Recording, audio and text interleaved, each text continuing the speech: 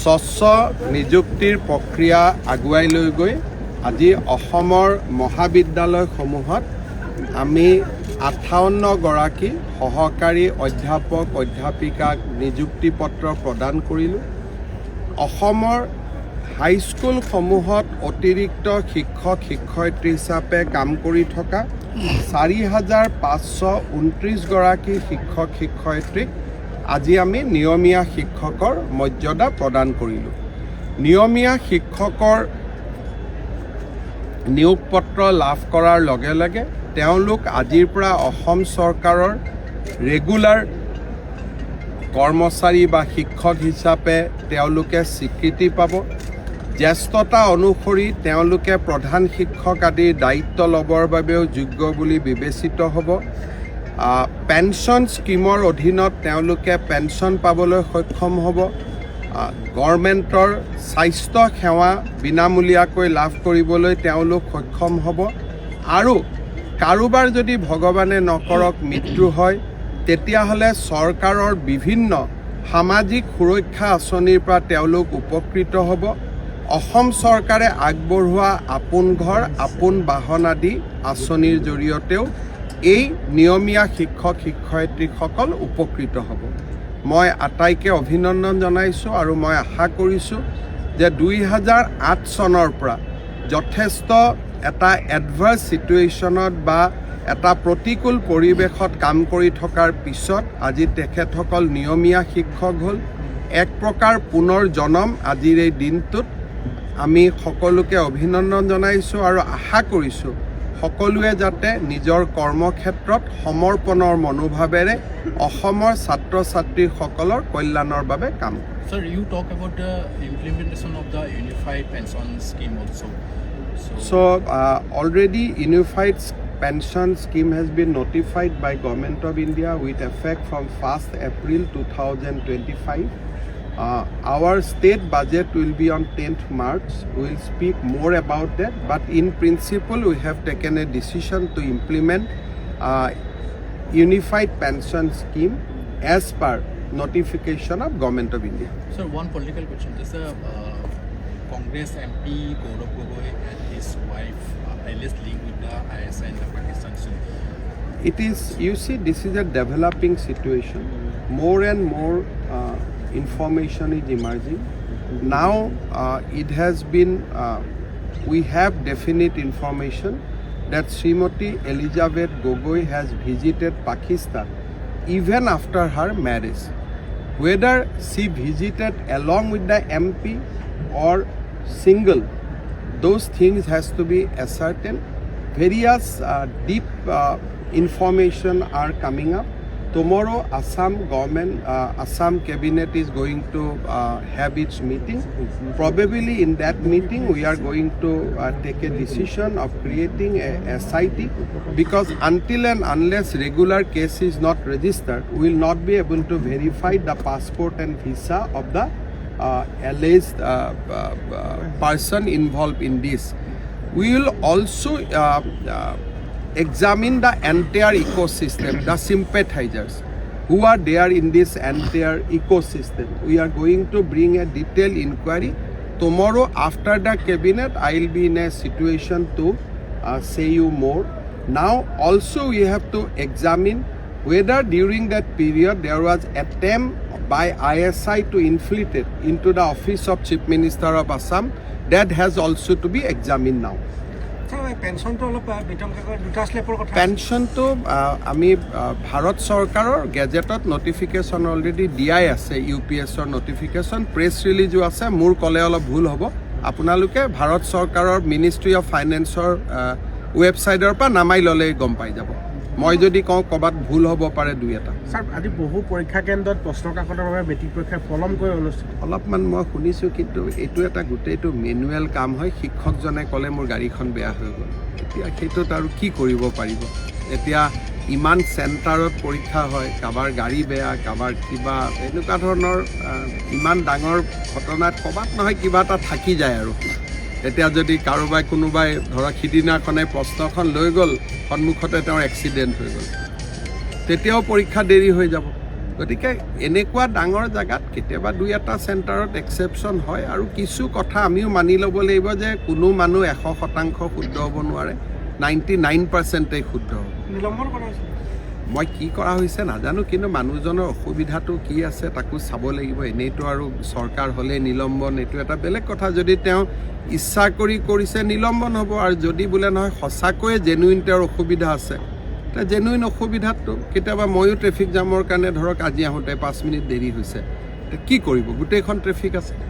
SSৰ যিখিনি নতুনকৈ ৰেগুলাৰ হোৱা টিচাৰ আৰু আগৰ যিখিনি নৰ্মেল টিচাৰ তেওঁলোকৰ মাজত মিউচুৱেল ফাণ্ড যিটো ট্ৰেন্সফাৰ হ'ব পাৰিব, কিন্তু এই বছৰ আৰু নহয়, কাৰণ এই বছৰ তাৰ আগতে ট্ৰেন্সফাৰ হৈ গ'ল। প্ৰত্যেক বছৰত এটা ট্ৰেন্সফাৰৰ মুভমেণ্ট আছে। অহা বছৰৰ পৰা তেওঁলোকে যোগদান 2021ত যিটো ষ্টেট পুল আৰু SSত নিযুক্তি পাইছিল সেইসকলৰ নিয়মৰ ক্ষেত্ৰত সেইটোও হ'ব, তেওঁলোকৰ এই বছৰত এপ্লিকেশ্যন হ'ব, ইলেকশ্যনৰ আগতে হৈ যাব। মই এলিজাবেথৰ বিৰুদ্ধে SIT গঠন কৰিব খোজা নাই, আমি জানিবৰ কাৰণে। যদি এনেই টুইটাৰত কৈ থাকিলেতো খবৰবিলাক গম নাপাম। এতিয়া কিমানবাৰ পাকিস্তানত গৈছে, পাছপৰ্টখন খুজি আনিলেহে গম পাম। পাছপৰ্টখনতো মই খুজিব নোৱাৰোঁ, থানাৰ পৰাহে খুজিব লাগিব। গতিকে ইয়াৰ এটা প্ৰক্ৰিয়া আছে। আমি 3-4 দিন প্ৰথম অৱস্থাত এইটো এটা পলিটিকেল ডিবেট আছিল, কিন্তু এতিয়া বিষয়টো ঘনঘোৰ এটা অৱস্থাত গুচি গৈছে। কাৰণ তৰুণ গগৈৰ বোৱাৰী এগৰাকী বিয়াৰ পিছত পাকিস্তানত যাব, এইটোতো কোনেও অসমত কল্পনা কৰিব নোৱাৰা কথা এটা। বিয়াৰ আগত পাকিস্তানত যোৱাটো বাৰু মানি ল'লোঁ, বিয়াৰ পিছতো পাকিস্তানত গৈছে। এতিয়া তেনেকুৱা ইনফৰমেশ্যনো আহিছে। এতিয়া তাৰ কাৰণে কি কৰিব লাগিব, তেওঁৰ পৰা পাছপৰ্ট ভিছাখন মাতি আনিব লাগিব। পাছপৰ্ট ভিছাটো মুখ্যমন্ত্ৰীয়ে ক'লে তেওঁ নিদিব, তাৰ কাৰণে তেওঁলোকে নটিচ পঠাব লাগিব। গতিকে লিগেল ব্যৱস্থা এটা ইমান দিন আমি ধৰক টুইটাৰত প্ৰেছত যি কথা পাতিলোঁ, কিন্তু নেক্সট পৰ্যায়তো আপুনি যাব লাগিব, কাৰণ ISR কথাটোতো আমি এৰি দিব নোৱাৰোঁ। বেলেগ কথা আপুনি এৰি দিব পাৰে, কিন্তু when it comes two involvement of ISI, এনেকুৱাও এতিয়া ঘটনা ওলাইছে যে 2013 চনত পাকিস্তানৰ এজন উচ্চ পদস্থ সামৰিক বিষয়াৰ সৈতে এলিজাবেথ গগৈ পাকিস্তানৰ পৰা দিল্লীলৈকে আহিছিল। তেনেকুৱা তথ্য এতিয়া ওলাইছে। এতিয়া এই তথ্যবিলাক চাবৰ কাৰণে সেই ডেটবিলাকৰ পাছপৰ্ট ভিছা ষ্টাম্পিং চাব লাগিব। এতিয়া মই মুখ্যমন্ত্ৰীয়ে ক'লেতো এইবিলাক নেদেখুৱাই, সেইবিলাক কেতিয়া দেখুৱাব, যেতিয়া আমি ইমিগ্ৰেশ্যনক চিঠি লিখিম। আমি যিটো গভৰ্ণমেণ্টৰ ভিছা ষ্টাম্পিং কৰা ওলোৱা যিবিলাক অৰ্গেনাইজেশ্যন আছে তেওঁলোকক আমি চিঠি লিখিলেহে আহিব এইবিলাক। গতিকে এইবিলাক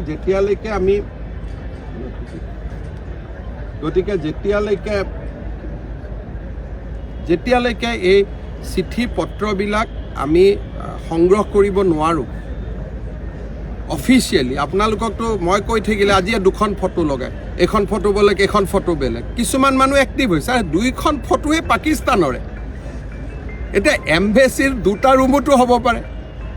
এতিয়া মানুহৰ এই যে এটা সহানুভূতি দেখুওৱা এটা চক্ৰ আছে। MP জনেতো কোৱা নাই মই যোৱা নাই বুলি, তেওঁ কৈছে মই গৈছোঁ।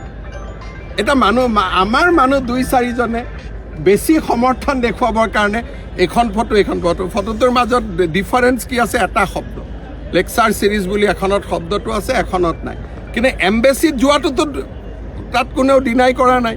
গতিকে এই যে সহানুভূতিশীল চক্ৰটো আছে, তেওঁলোককো আমিতো কাগজ পত্ৰ দি বুজাব লাগিব ন, যে চাওক এইখন ভিছাৰ কপি, এইখন পাছপৰ্টৰ কপি, এইটো ষ্টাম্প হয়। সেই খবৰখিনি লিগেলি আনিবৰ কাৰণে এতিয়া আমি কেছ এটা যদি ৰেজিষ্টাৰ নকৰোঁ, আমি লিগেলি আনিব নোৱাৰোঁ। সেইকাৰণে কালি গোটেই বিষয়টো কেবিনেটত চিৰিয়াছলি আমি আলোচনা কৰিম।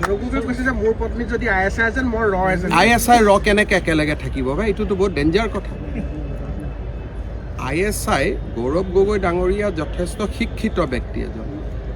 পাকিস্তান আৰু ভাৰত একেলগে শুব পাৰে নেকি, থাকিব পাৰে নেকি, খাব পাৰে নেকি? ISI হ'ল পাকিস্তান, হ'ল ইণ্ডিয়া। 2গৰাকী কেনেকৈ একেলগে থাকিব? এইটো it is a very dangerous thought. Husband যদি হয়, ৱাইফ ISI হ'লে, এতিয়া ৰয়েও তেওঁৰ চাকৰি খেদিব, ISIও তেওঁৰ চাকৰি খেদিব। এইটো these are very dangerous thought. সেইটো পোৱাৰ পিছতেই মই বেছি সোমাই গ'লোঁ।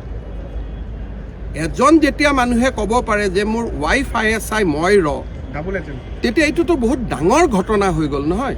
সেই ষ্টেটমেণ্টটোৰ কাৰণেহে আমি ইমান সোমালোঁ, নহ'লে হয়তো দুই এদিন সামাজিক মাধ্যমত কথা বতৰা পাতি বিষয়টো এৰি দিলোঁহেঁতেন।